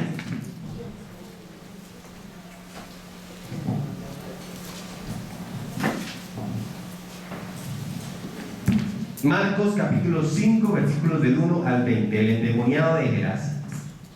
Después llegaron al otro lado del mar, a la región de los Gerasenos. Apenas saltó de la barca, vino a su encuentro de entre los sepulcros un hombre con espíritu inmundo que moraba entre los sepulcros. Nadie podía ya tenerle atado, ni siquiera con cadenas, pues muchas veces le habían maniatado con grillos y cadenas, pero él había roto las cadenas y destrozado los grillos, de suerte que nadie podía dominarlo. Y siempre, noche y día, andaba entre los sepulcros y por los montes, dando gritos e hiriéndose con piedras. Al ver de lejos a Jesús, corrió, se postró ante él y gritó con fuerte voz: ¿Qué tengo yo contigo, Jesús de Dios Altísimo? Te conjuro por Dios que no me atormentes. Es que él le había dicho: espíritu inmundo, sal de este hombre. Jesús le preguntó: ¿cómo te llamas? Le contestó: me llamo Legión, porque somos muchos. Y le suplicaba con insistencia que no los echara fuera de la región. Había allí una gran piara de puercos que pasían al pie del monte. Ellos le suplicaron: envíanos a los puercos para que entremos en ellos. Jesús se lo permitió. Entonces los espíritus inmundos salieron y entraron en los puercos, y la piara, unos 2000, se arrojó al mar de lo alto del cantil y se fueron ahogando en el mar. Los porqueros huyeron y lo contaron en el pueblo y por las aldeas. La gente salió entonces a ver qué había ocurrido. Cuando llegaron donde Jesús y vieron al endemoniado, al que había tenido la legión, sentado, vestido y en su sano juicio, se llenaron de temor. Los que lo habían visto les contaron lo ocurrido al endemoniado y lo de los puercos. Entonces comenzaron a rogarle que se alejara de su término. Cuando subió a la barca, el que había estado endemoniado le pidió quedarse con él, pero no se lo concedió, sino que le dijo: vete a tu casa con los tuyos y cuéntales lo que el Señor ha hecho contigo y cómo ha tenido compasión de ti. Él se fue y empezó a proclamar por la Decápolis todo lo que Jesús había hecho con él, y todos quedaron maravillados. Palabra de Dios. Te alabamos, Señor. En esta escena bíblica vemos que si un movimiento como respuesta ante el perdón de Dios es el arrepentimiento como consecuencia de él, el otro movimiento ante el perdón de Dios, cuando vemos que Jesús no le deja al endemoniado irse con él, sino que quedarse con él, lo manda para su casa a predicar en su casa, es precisamente que el otro movimiento como efecto del perdón misericordioso de Dios es compartir con los demás ese perdón. Es decir, si Dios me perdonó a mí, yo tantísimos pecados, yo tengo que perdonar a los otros que van conmigo. De lo que está lleno el corazón habla la boca. Si yo necesito perdonar a alguien que me ha hecho mucho daño en mi vida, a un familiar, a algún compañero de trabajo, yo tengo que llenarme del perdón de Dios, de la misericordia de Dios. Y lleno de la misericordia de Dios, ahí sí podré sanar esas heridas que me hicieron, y cicatrizadita esa herida, yo puedo realmente, verdaderamente perdonar a alguien. Eso nos muestra es que si el perdón de Dios empieza en la víctima, desde la víctima el Señor sigue actuando.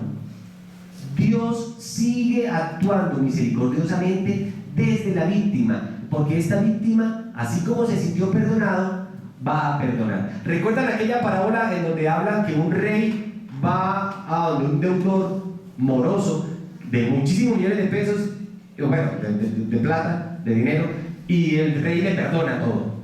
Y esta persona que ha sido perdonada por el rey sale a la calle por alguien que apenas le dé unas monedas. ¿Qué es lo que hace? Lo humilla, le echa en cara, lo metes a la cárcel. ¿Qué pasó con el rey cuando se enteró que este segundo personaje no tuvo misericordia con el tercero? ¿Qué hizo con este segundo personaje? Lo mandó para la cárcel. Le dijo: mire, usted tenía que tener misericordia con el suyo, así como yo tuve misericordia con usted. Si yo le perdoné tantísimos millones de pesos, ¿usted por qué no perdonó una cuenta de 40,000 pesos? No.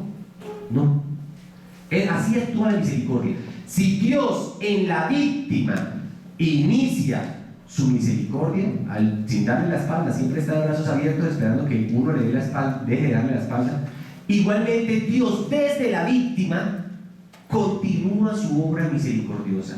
La persona perdonada se siente con la vocación de curar a otras personas que han sido lastimadas. En este año jubilar de la misericordia, esa es nuestra misión. No solamente alcanzar las indulgencias plenarias yéndonos aquí a la iglesia de Lourdes, estando en una misa y confesándonos. Eso fácil. Lo difícil es, así como yo me siento perdonado de mi deuda tan grande de Dios, yo tengo que sanar las heridas que hay en mi familia.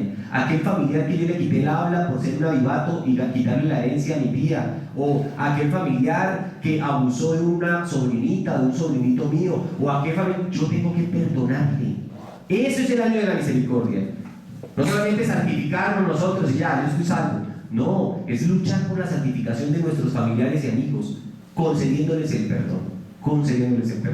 Muy bien, entonces el segundo movimiento, si el primero fue que el arrepentimiento es una consecuencia como efecto del perdón, el segundo desde lo que hizo Jesús en el Evangelio según San Marcos, ¿cuál es? El segundo movimiento, si el primero es acabo de gastar 10 minutos. ¿Cuál? Es así como lo seguimos, así como Dios nos perdonó, nosotros tenemos que perdonar a los demás. Es decir, nosotros somos un canal de Dios. De lo que nos llena Dios, nosotros lo damos a los demás. Así como Dios nos perdonó, nuestra reacción no es solamente arrepentirnos, nuestra reacción es seguir perdonando a los que nos han hecho ofensas, seguir perdonando.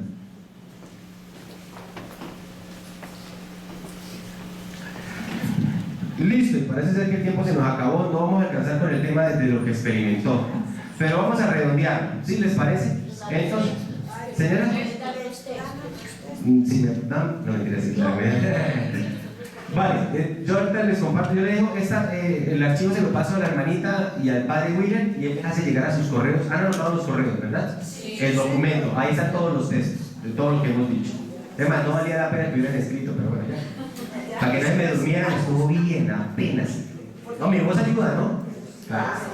La hermanita también tiene un vozarrón.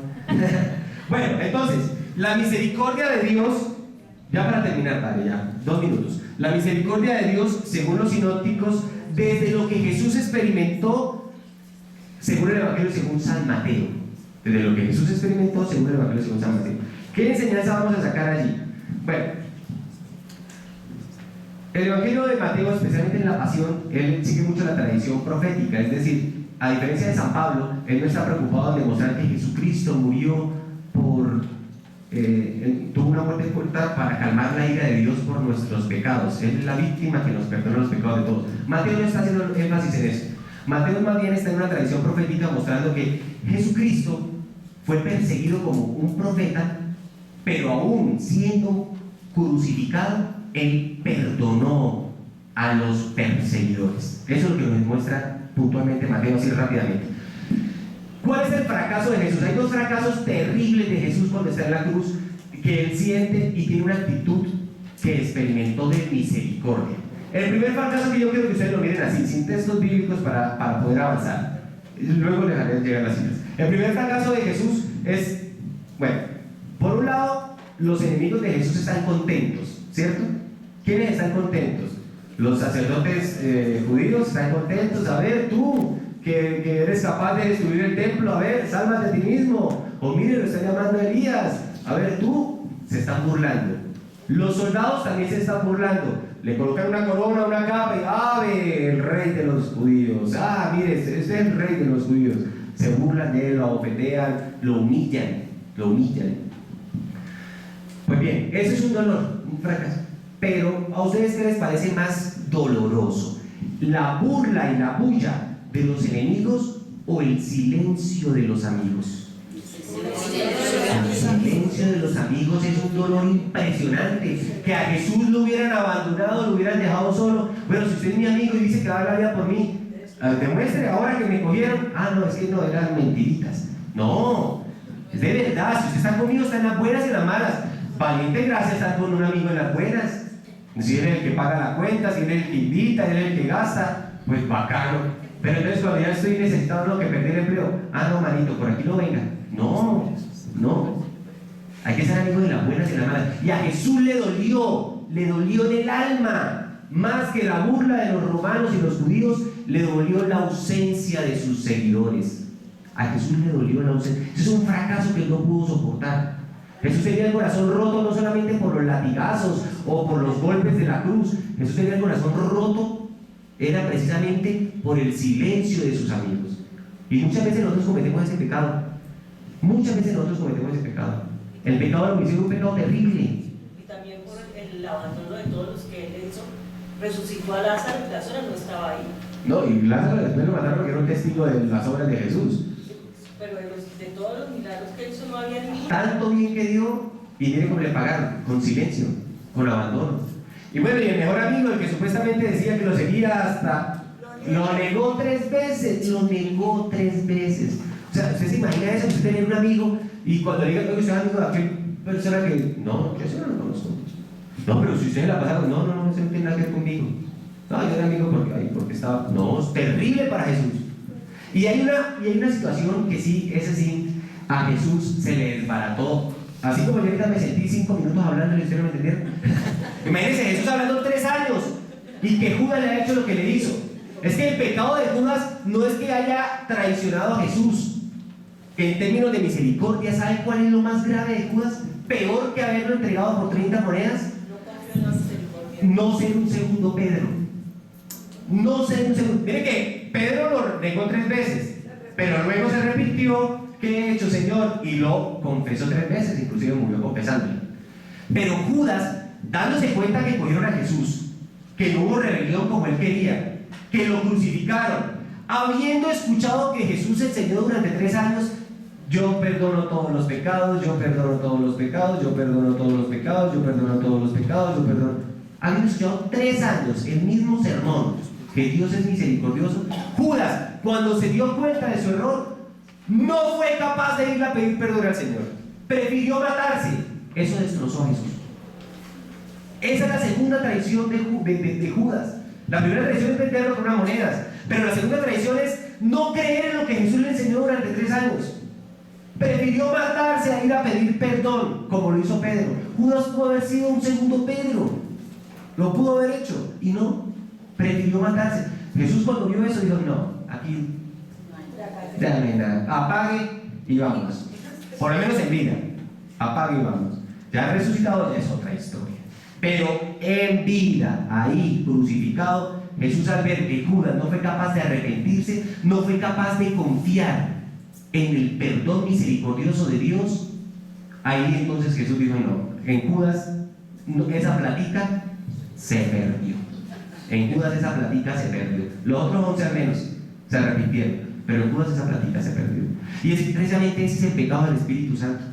Ustedes han escuchado que Dios perdona todo menos el pecado del Espíritu Santo. El pecado del Espíritu Santo no es decir: uy, esa paloma tan fea del Espíritu me cae mal. No, ese no es el pecado del Espíritu Santo. El pecado del Espíritu Santo es no creer en la misericordia de Dios. Precisamente el pecado que cometió Judas.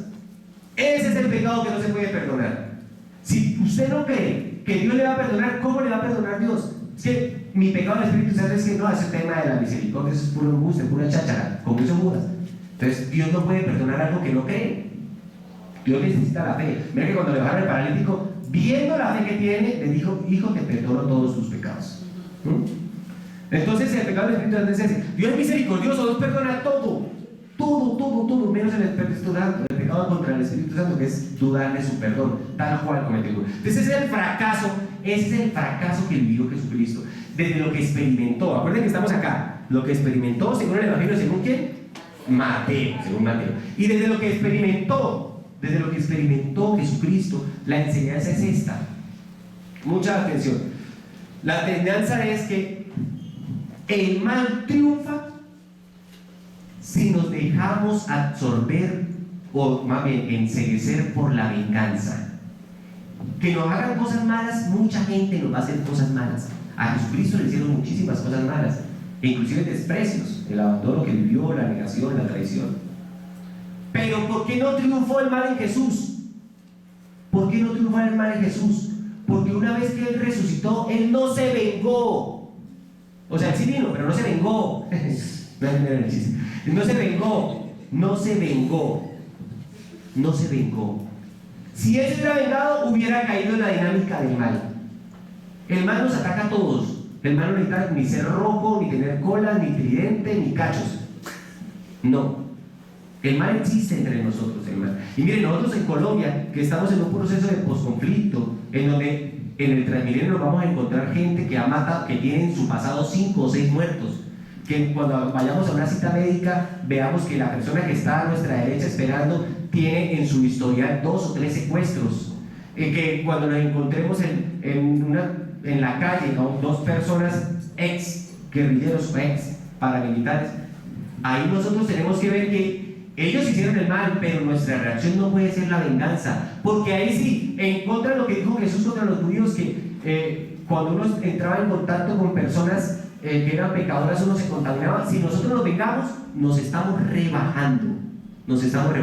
En Colombia en estos momentos la situación es de venganza, es seguir el ejemplo de Jesús. Apenas resucitó, ¿qué fue lo primero que les dijo a los otros sin haberse arrepentido? Mi paz les dejo, mi paz doy. Es decir, no me pidan perdón, como el Padre misericordioso de la parábola. No, Padre, pequé contra... No, ya, yo le perdono todo. Es una reacción, una consecuencia de su arrepentimiento. Igual nosotros los colombianos, con la gente que nos encontremos, los guerrilleros, próximamente, más temprano que tarde, con los que nos encontremos, nuestra actitud no es de sacar en cara: pero es que usted, no es venganza, es perdón. Penal no sirve votar por el sí si no perdonamos de corazón. Si no perdonamos, no nos llenamos del perdón misericordioso del Señor.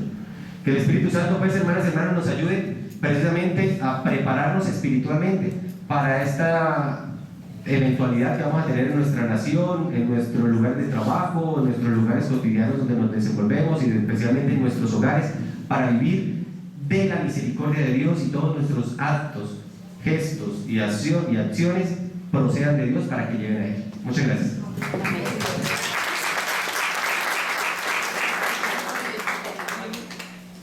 Yo la apagué. Es verdad que tengo voz fuerte. Voz. Muchas gracias, Isaí y Rodrigo. Bien, unos minuticos, sí, porque ya todos están analizando la maleta, la Biblia, el cuaderno, como para hacer algunos comentarios, ¿verdad? Entonces ya Fray Rodrigo habló un buen rato, lo hemos escuchado, muy ameno, creo que fuimos siguiendo. Esto es especialísimo, ¿verdad? Hablar de la misericordia en los sinópticos, en Jesús, desde lo que Él dijo, hizo y experimentó. Entonces, a ver, escuchemos 2, 3 reacciones. Alguien que nos quiera comentar algo, compartir, pues dar su opinión, su punto de vista, o de pronto hacerle alguna pregunta más. Entonces, Queda Ángela ya. No lo hubiera invitado. Lo invito, Rodrigo. Toda la competencia. Es como amigo de Jesús. Sí, ese es mi Judas. A ver. Voy a invitar a los estudiantes que teníamos clases las cuales. A mí me pareció muy asertivo y todo ha sido, o sea, muy especial. Sin embargo, digamos, lo que el padre escribió allá, me hubiera parecido mucho mejor si de pronto hubiera utilizado recursos audiovisuales, porque de acá no alcancé a ver casi lo que usted escribió. Como para la sugerencia. Sí, como para la sugerencia o la próxima, ya que el tablero haya Villa, pero yo veo que el auditorio tiene video bien. Claro, en la conferencia pasada, Fred Rodrigo nos lo hizo todo desde el video. Y hoy quería trabajar con el texto. Hoy quería que le diéramos madera al texto. Pero bueno, para la próxima será. Para la próxima conseguimos un tablero más grande. No, yo creo que es la posición. Si solo se hace desde allá, no se ve. Bien, pero creo que lo principal queda, ¿verdad? Sí, pero vieron lo que escribí. A ver, escuchemos a doña Gloria que está levantando la mano. El documento le va a llegar, todo lo que yo escribí ahí está aquí. No lo mandas en PDF. Entonces yo se lo envío al padre William y a la hermanita y ellos lo replican a todos ustedes. Según sus correos. Según lo que han anotado. Bien. Doña Gloria. Una curiosidad sobre... Llama al micrófono. Gracias.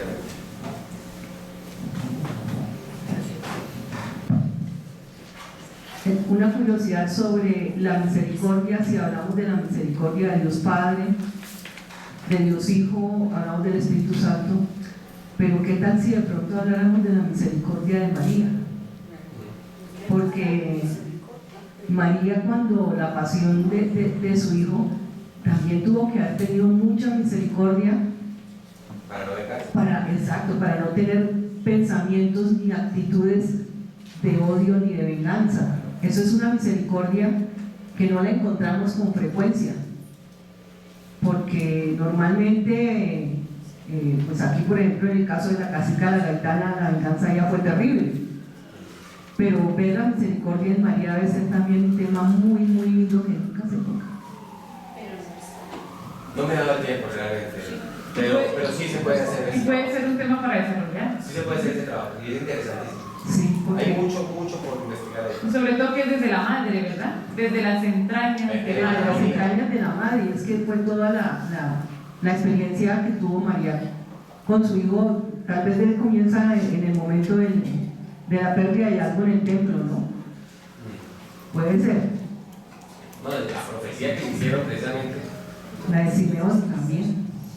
Sí, y es muy actual y me parece muy asertivo en esta época en donde tantas madres que le mataron a sus hijos tienen que perdonar. Sí. Y tienen que ver que pasa por su calle campantemente el asesino de su hijo. Sí, entonces ahí también esa misericordia que no se toca en estos temas. Y que podría ser una invitación para que lo trabajemos ya como personalmente. Miren, hay un texto en el Antiguo Testamento, ahora no me acuerdo bien, si alguien lo sabe, creo que es en el Libro de los Reyes, donde se habla de una madre que ve cómo asesinan a sus hijos y los cuelgan, ¿verdad? La madre de los macabeos. No era de los macabeos, es en el Libro de los Reyes, creo. Entonces a ella ve, y ella es la única que se sienta, es en la época de David, ella se sienta y ve que sus hijos están colgados. Y es la única que se sienta a espantarles los buitres y los gallinazos, mejor dicho, que vienen a comérselos, ¿verdad? A devorarlos. Y ella está ahí día y noche. Y no sé cuánto tiempo pasa un tiempo largo, día y noche, ella suplicando, llorando y protegiendo los cuerpos. Hasta que el rey se apiada. Y el rey, por misericordia con ella, digamos, por piedad con ella, hace bajar los cuerpos y los hace enterrar. Yo creo que ese sería un texto, por ejemplo, para nosotros, en este momento buenísimo de trabajar. Pero muchas gracias, doña Gloria, porque es un tema muy interesante.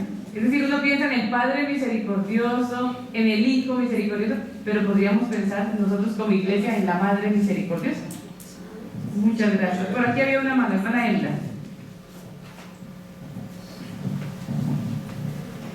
Me pareció muy interesante la forma como nos desarrolló el tema de la misericordia de las 3 palabritas.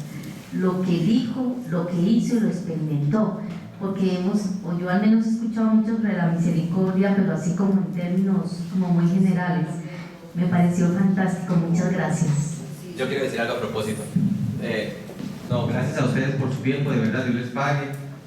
Nos alegra mucho contar con su presencia. Lo digo como fraile dominico, familia dominica, por la hermana, por el padre William que ha gestionado. Les felicito y les reconozco todo ese sacrificio y esa labor que han hecho.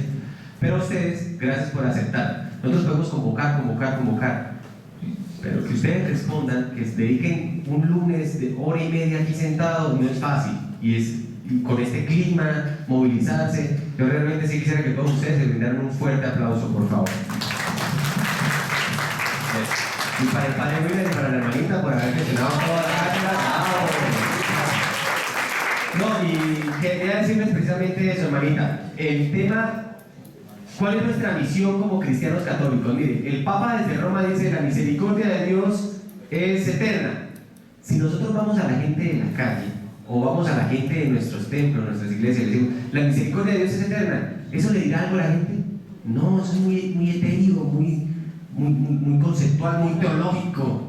¿Qué nos toca a nosotros? Muy abstracto, sí señora. ¿Qué nos toca a nosotros los que nos metemos a una facultad de teología una tarde a escuchar el tema de la misericordia? Es traducirle a la gente en lenguaje coloquial qué significa que la misericordia es eterna. La misericordia es eterna, sí, ¿por qué? Porque Dios se alegra por encontrar lo perdido. La misericordia es eterna, ¿por qué? Porque Dios toma siempre la iniciativa. La misericordia es eterna, ¿por qué? Porque Dios respeta nuestra libertad y Dios no nos exige una condición de arrepentirnos, sino que el arrepentimiento es una consecuencia. La misericordia es eterna porque nuestra reacción al ser perdonados es seguir perdonando a los demás. Si le decimos eso a la persona, ahí sí entendemos qué significa la misericordia es eterna. Pero si lo dejamos solamente en esos conceptos, entra por un oído y sale por el otro. Por eso aquí desmenuzamos, exprimimos lo que dijo, hizo, experimentó, para colocar el lenguaje coloquial. Y discúlpeme si en algún momento les ofendí con algunos ejemplos que dijo, algunas frases, pero era un lenguaje coloquial para que ustedes entendieran qué significa que la misericordia es eterna. La misericordia es eterna por esas conclusiones que hemos llegado gracias al estudio de la Biblia. A ver, yo les voy a dar el texto bíblico porque acaso, ¿sí? Si les interesa. Mientras hablaba, Rodrigo lo busqué. Es en el segundo libro de Samuel, en el capítulo 21.